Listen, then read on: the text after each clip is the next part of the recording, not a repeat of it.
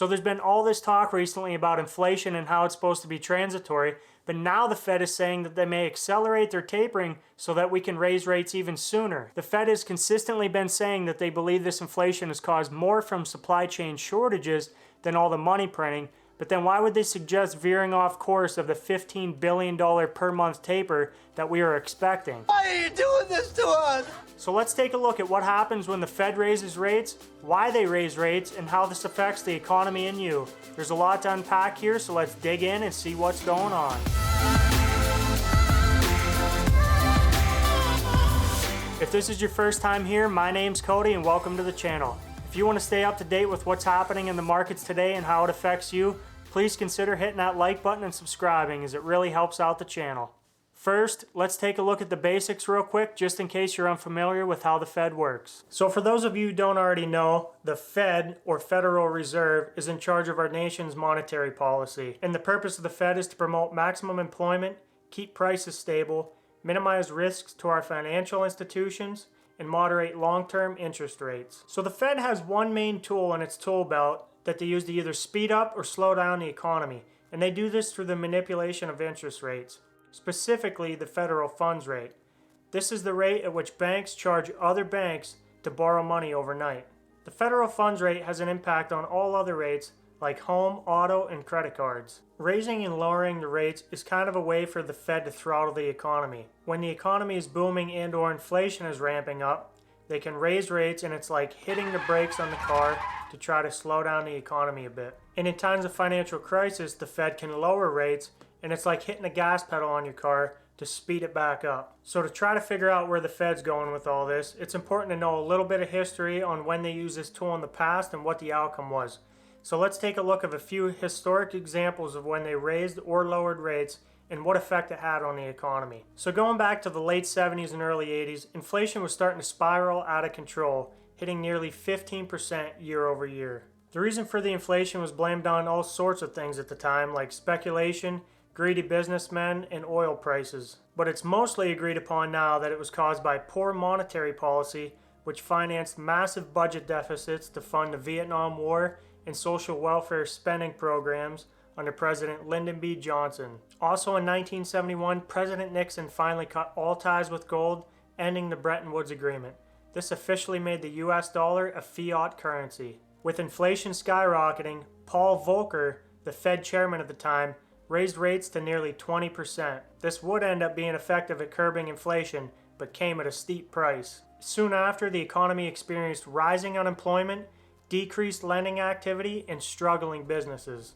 This ultimately resulted in a recession that lasted through the early 1980s. This period became known as one of the greatest macroeconomic disasters on monetary policy in the country's history. So contrasted to the high inflation of the 70s and 80s, the Fed was faced with different circumstances in the more recent Great Recession, which started off at the end of 2007. The government took a few different approaches to try to revive economic activity through different fiscal stimulus programs. By December 2008, the Fed had lowered the federal funds rate from 5.25% to between 0 and 0.25%. They also implemented a large-scale plan to purchase mortgage-backed securities and the debt of housing-related government agencies, and then later Treasury securities. This was done in an attempt to provide liquidity to the markets and to prop up the housing industry. These actions taken are what we now call quantitative easing, or QE. After the Great Recession, the Fed held off raising rates for 7 years and only resumed in 2015. They continued raising rates through 2018 until trade tensions rose and global growth slowed, which caused fear that led the Fed to cut rates back down through 2019. With these changes, the economy started heating back up going into 2020, with the stock market and asset prices hitting new all-time highs. Then tragically, in the first quarter of 2020, the COVID-19 pandemic struck the world, basically shutting down economies in an attempt to contain the virus. The Fed then took massive action by dropping the federal funds rate back to 0 and introducing a new $700 billion round of quantitative easing to the mortgage-backed securities and treasury bonds market. Since 2020, the Fed has been injecting $120 billion of quantitative easing per month into the economy.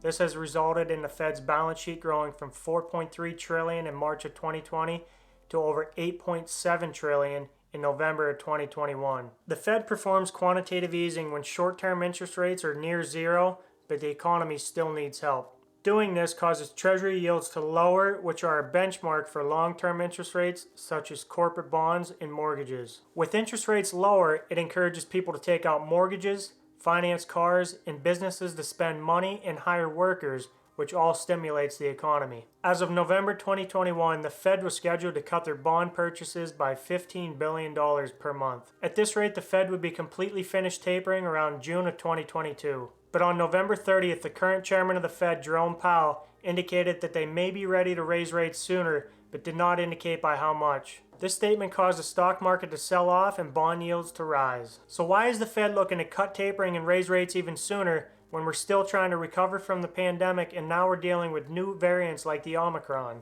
Well, unless you've been living under a rock, I'm sure you've seen the headlines saying that we're now seeing the highest inflation in over 30 years. Although the Fed has continued to tell us that inflation will be transitory, the CPI readings haven't coincided with those statements, and even Jerome Powell is now saying that it may be a good time to retire the word transitory.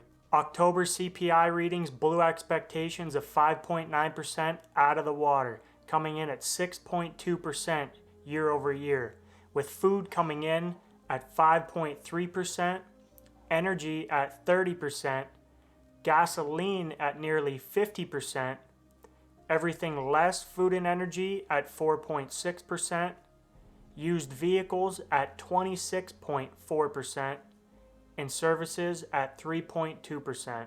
Our most recent CPI reading for November came in on December 10th, meeting expectations of 6.8% year over year. So why is inflation getting so high?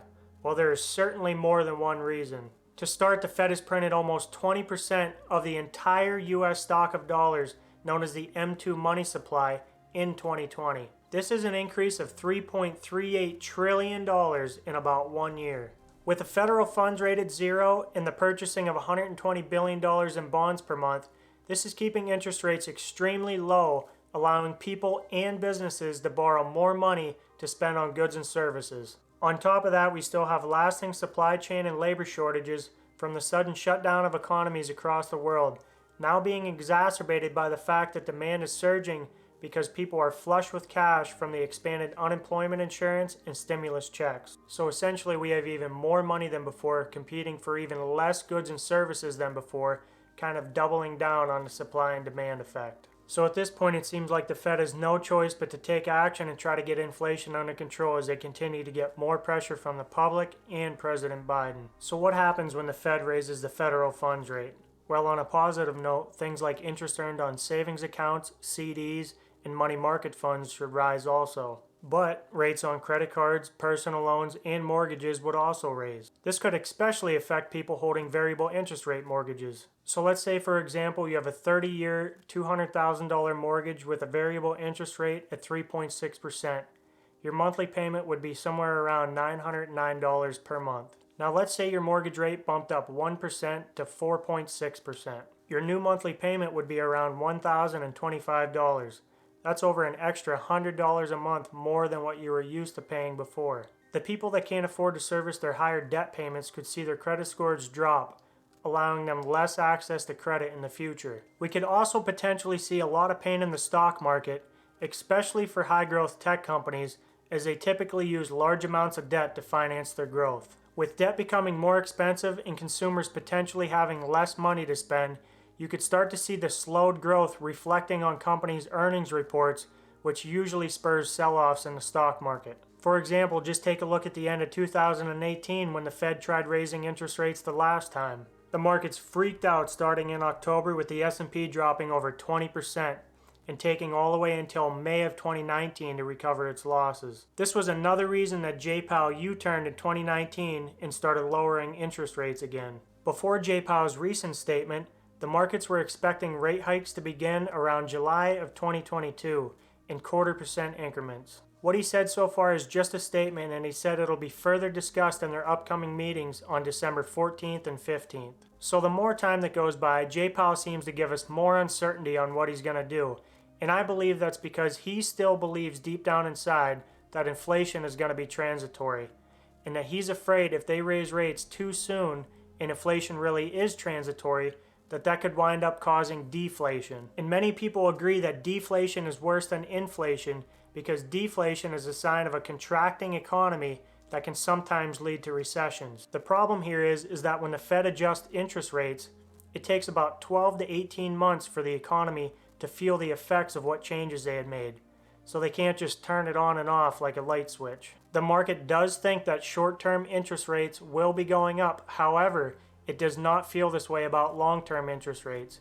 And you can tell this by looking at the Treasury bonds. The 2-year Treasury bond has been on an incline in the last month, signaling the market thinks that short-term interest rates will be going higher. But the 10-year Treasury bond, which affects long-term rates, has actually been on a downtrend in the last month, signaling that the market believes in the long term inflation will be transitory and interest rates will be lower. So we really are going to have to pay attention to what happens over the next couple of months, especially with the CPI readings, as they tell us what the current trend of inflation is going to be. I would also pay attention to what kind of pressure Jerome Powell is getting from certain people, especially President Biden. I do believe that we could potentially see a lot of short-term pain in the stock market and maybe even some in the housing market, as we have just been accustomed to these rates being so low for so long. I'm personally not expecting anything crazy to happen out of this mid to long term, and I do believe that when they start raising interest rates, it's going to be very gradually so they have time to see how the economy is going to react. And they're specifically going to be paying attention to the supply chain disruption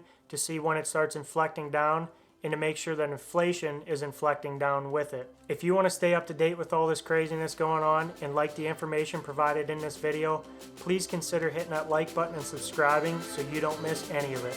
Thanks so much, and I'll see you in the next one.